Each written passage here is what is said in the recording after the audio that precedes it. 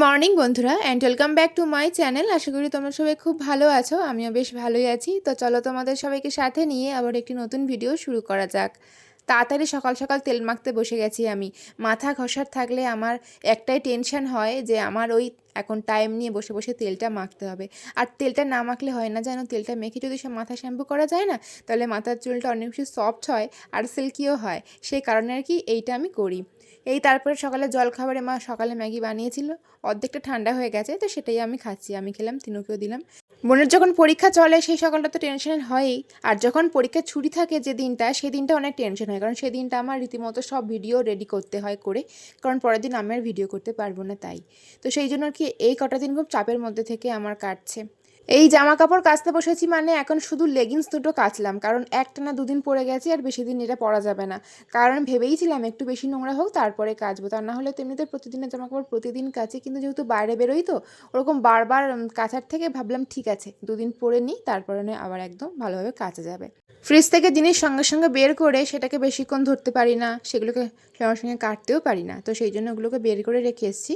ওগুলো কী করবো তোমার সাথে আমি শেয়ার করবোই। তো এখন জামাকাপড়গুলো ততক্ষণে ধুয়ে ফেললাম, কারণ বেশিক্ষণ ভিজিয়ে রাখা যাবে না, আবার ওই যে লেগিংসের কালারগুলো আবার চটে যেতে পারে, সেই জন্য ভীষণ জোরে মেঘ করেছে।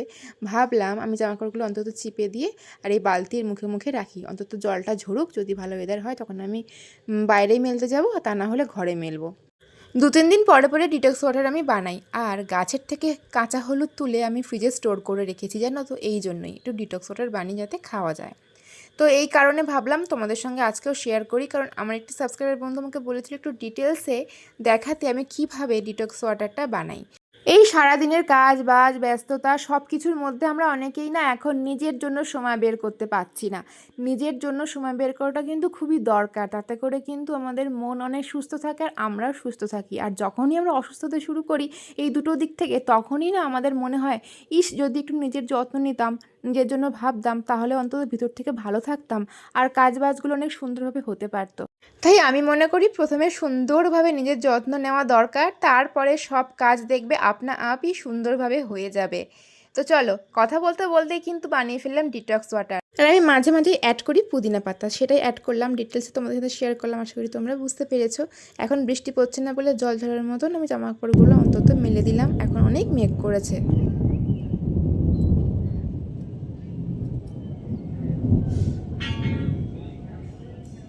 আমার এমন এমন জিনিস খেতে ইচ্ছা করে যেগুলো সত্যি খাওয়াটা সম্ভব আর সবসময় যেগুলো পাওয়া যায়, তবুও খাওয়া হয় না।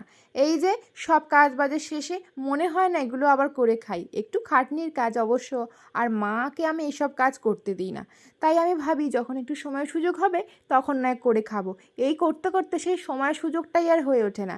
তো ভাবলাম আজকেরে করব, মা তাড়াতাড়ি রান্নাবান্না হয়ে গেছে, মাকে বলেছিলাম রান্নাঘরটা একদম ফাঁকা রাখতে, আমি বানাবো এই যে ডালের বড়া।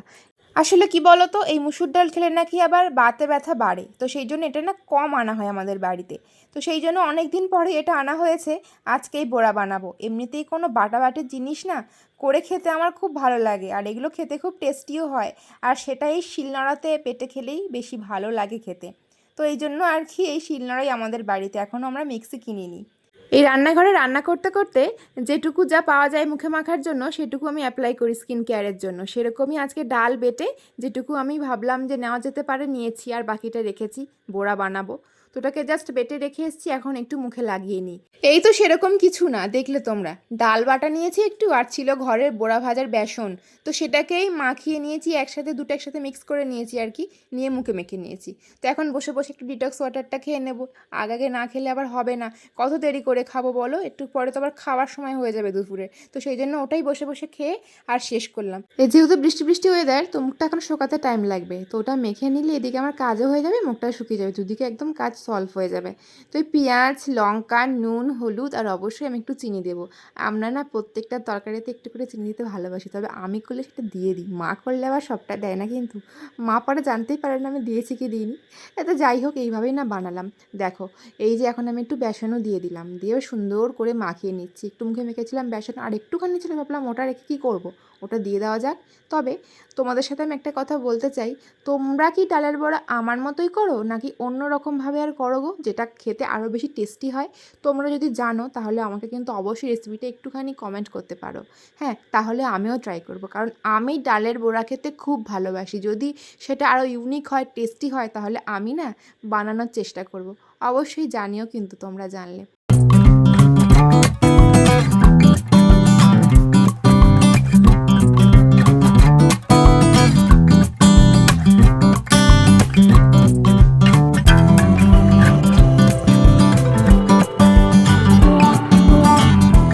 ব্যাস মোটামুটি আমার ডালের বড়া ভাজা একদম কমপ্লিট। এদিকে মুখটাও খুব শুকিয়ে গেছে। বাবারে, গাল তো হাঁ করতে পারছি না গো, এত মুখটা টান ধরে গেছে, মানে একটু বেশিই আর কি শুকিয়ে গেছে।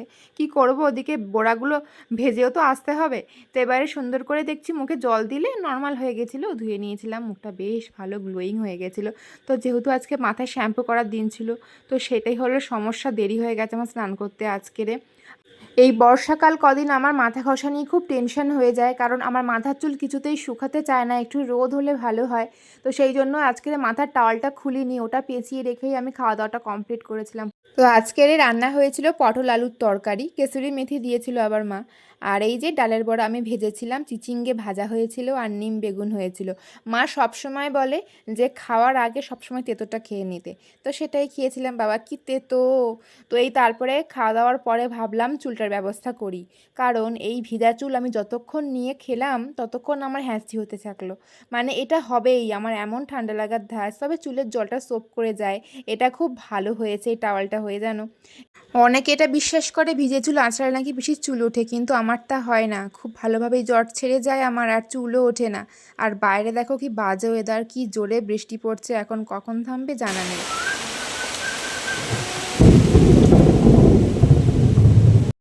কি আর করব, এই বর্ষাকালে আমার একমাত্র ভরসা হলো টেবিল ফ্যান। এই টেবিল ফ্যানটা জোরে দিয়ে দিয়েছি, একদম একে দিয়ে মাথার চুলটা সুন্দর করে শুকিয়ে ফেলবো।